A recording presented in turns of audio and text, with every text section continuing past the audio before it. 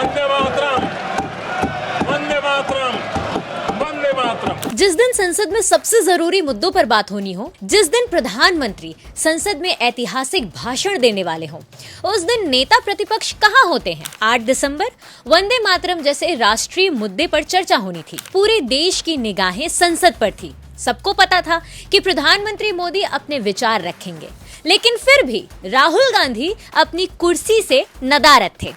ये कोई इत्तेफाक नहीं है। जब भी रक्षा, विदेश नीति या देश की अर्थव्यवस्था जैसी गंभीर राष्ट्रीय मुद्दों पर बहस होती है, राहुल जी अक्सर संसद से गायब होते हैं, कभी विदेश में तो कभी अन्य कामों में व्यस्त। और राहुल गांधी जब संसद में होते भी हैं तो सोते मिलते हैं।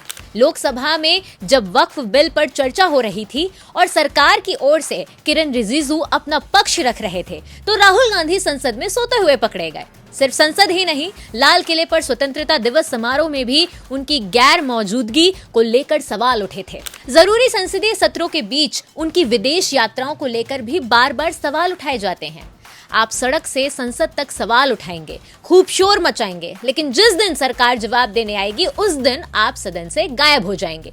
ये कैसा रवैया है? क्या ये नेता प्रतिपक्ष की लापरवाही है, या क्या ये उनका अहंकार है कि उन्हें संसद की बातें सुनने में कोई दिलचस्पी नहीं होती है?